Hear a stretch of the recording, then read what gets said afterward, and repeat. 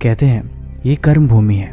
यहाँ पे इंसान को कर्मों का फल भोगना ही पड़ता है। किसी न किसी रूप में हर इंसान को उसके किए की सजा मिलती ही है।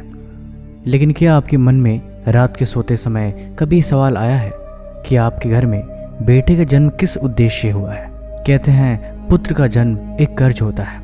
वो आपके कर्मों की सजा और उसके फलस्वरूप आपको मिलता है। आपका पिछला जन्म जैसा होता है उसी रूप में आपको संतान मिलती है। गरुड़ पुराण में कहा गया है यथा कर्म तथा जन्म तथा भोग सुनिश्चित कर्मणा जायते जंतु कर्मणैव वलीयते।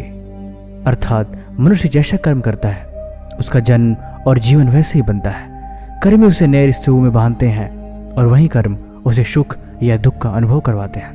नमस्कार दोस्तों, आज की वीडियो में हम बात करेंगे कि इंसान के घर में बेटे का जन्म किस कर्म की वजह से होता है। अगर आपको भी इस तरीके की वीडियो पसंद है तो हमारे चैनल को अभी सब्सक्राइब करें और आप कमेंट में बताइए कि आप भारत के किस राज्य से वीडियो देख रहे हैं। तो चलिए बिना किसी देर किए इस वीडियो की शुरुआत करते हैं। आज हम एक ऐसे रहस्य के बारे में बात करने वाले हैं जिसे सुनकर शायद आपकी सोच पूरी तरीके से बदल जाए।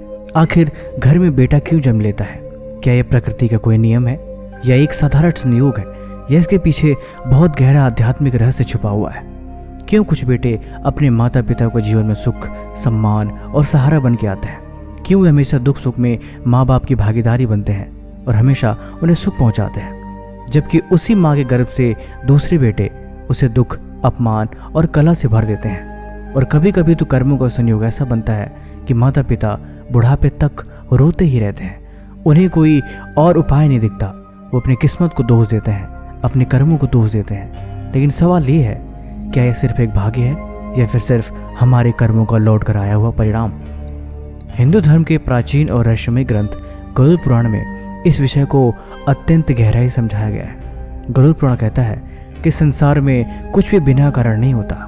हर जन्म, हर रिश्ता, हर मिलन, हर बिछड़ना, सब कुछ कर्मों के अदृश्य नियम से बंधा हुआ है। जिस प्रकार बीज बोने के बाद वैसे ही वृक्ष उगता है, उसी प्रकार मनुष्य अपने कर्मों के अनुसार ही अगले जन्मों में रिश्ते प्राप्त करता है। दोस्तों, इस संसार में कोई भी रिश्ता नया नहीं होता।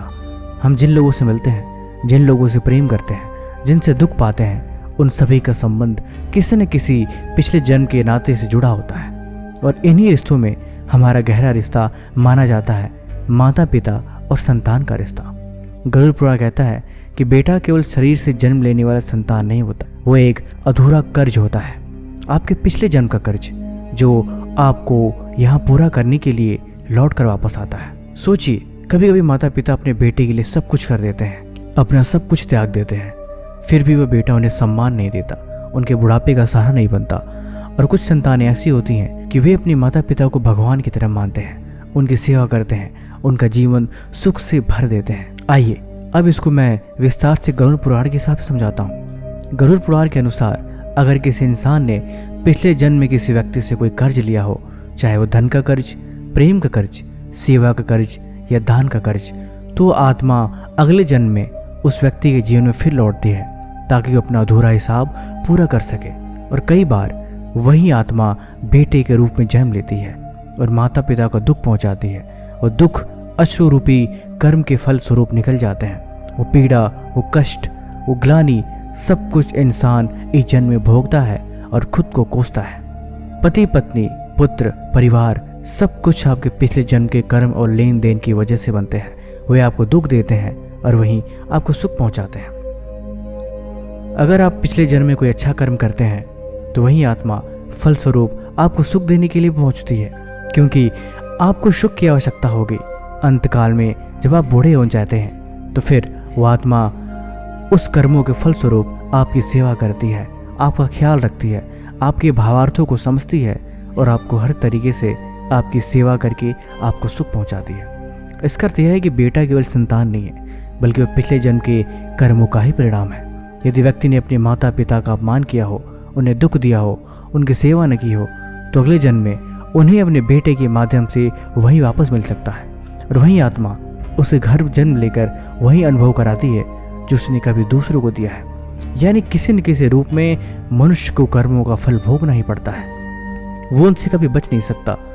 आज के समय में लोग धन कमाने में इतने व्यस्त हो गए हैं कि रिश्तों की पवित्रता भूलते जा रहे हैं। वो सोचते हैं केवल पैसा ही जीवन का सबसे बड़ा सुख है, लेकिन गरुड़ पुराण हमें याद दिलाता है इस संसार का सबसे बड़ा धर्म आपके अच्छे कर्म है, क्योंकि कर्म वहीं आपके अगले जन्म में आपके रिश्ते के मायने बनकर लौटते हैं। मैंने आपको बताया कभी कभी हम देखते हैं कि ही घर में दो बेटे होते हैं, एक माता पिता की सेवा करता है, दूसरा केवल दुख देता है। यही कारण है कि केवल परवरिश ही नहीं बल्कि आत्माओं का पुराना कर्म का भी संबंध होता है। हर आत्मा अपने अपने कर्मों के साथ वापस लौटती है और यही जीवन का आध्यात्मिक सत्य है। इस संसार में कोई भी रिश्ता अचानक नहीं बनता, हर रिश्ता पहले से जुड़ा हुआ होता है। बेटा केवल संतान नहीं बल्कि हमारे कर्मों का दर्पण होता है।